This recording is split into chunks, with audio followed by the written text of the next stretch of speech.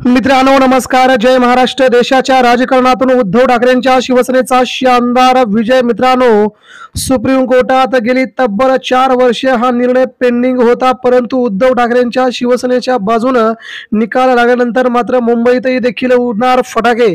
बघूया नेमकी काय आहे बातमी। देशाच्या राजकारणात उद्धव ठाकरेंना सर्वात मोठं यश मिळवून देणारी बातमी। शिवसेना उद्धव ठाकरे गटाचे नेते असणारे संजय राऊत यांनी राहुल नार्वेकर यांच्यासह निवडणूक आयोगावरती जोरदार प्रहार केला होता आणि तोच प्रहार आता कुठेतरी खरा ठरतो की काय असं सध्या दिसू लागलं आहे। निवडणूक आयोगाने कोणताही विचार न करता अखेर संपूर्ण पक्ष आणि सगळं चिन्ह शिंदेगडाला देऊ केलं। त्यानंतर मात्र महाराष्ट्रामध्ये सामान्य शिवसैनिकांमध्ये संतापाची लाट निर्माण झाली होती।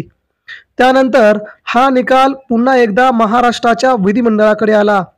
विधिमंडळाचे अध्यक्ष असणारे, विधानसभा अध्यक्ष असणारे राहुल नार्वेकर यांच्या समोर हा निकाल समोर आला आणि त्यांनी देखील भाजपच्या इशाऱ्यावरती, एकनाथ शिंदेच्या इशाऱ्यावरती पुन्हा ठाकरेंचं चिन्ह असणारं शिवसेना पक्ष आणि धनुष्यबाण चिन्ह दोन्ही शिंदेंना देऊ केले।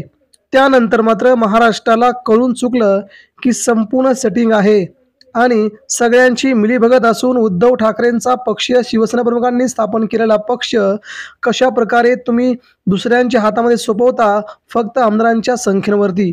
शिवसेना स्थापन झाल्यापासून आतापर्यंत 500,000 आमदार झाले असतील, त्या आमदारांची गणना नाही, परंतु सध्याचे आमदार आहेत त्या आमदारांच्या संख्येवरती तुम्ही एखाद्याला पक्ष आणि चिन्ह कसा काय देऊ शकतात असा आरोप सध्या उद्धव ठाकरेंच्या शिवसेनेने केला होता आणि फक्त आमदारांच्या संख्येवरती एखाद्याचा पक्ष एखाद्याच्या हातात सोपवणं हे बरं नाही असा देखील आरोप उद्धव ठाकरेंनी थेट निवडणूक आयोगावरती केला होता। परंतु याच्यावरती काही फायदा झाला नाही। परंतु उद्धव ठाकरेंना एकच आशा उरली होती, ती म्हणजे सुप्रीम कोर्टातून एकदा तरी उद्धव ठाकरेंच्या हातामध्ये निकाल लागेल आणि सुप्रीम कोर्टाकडून उद्धव ठाकरेंना आशा होत्या।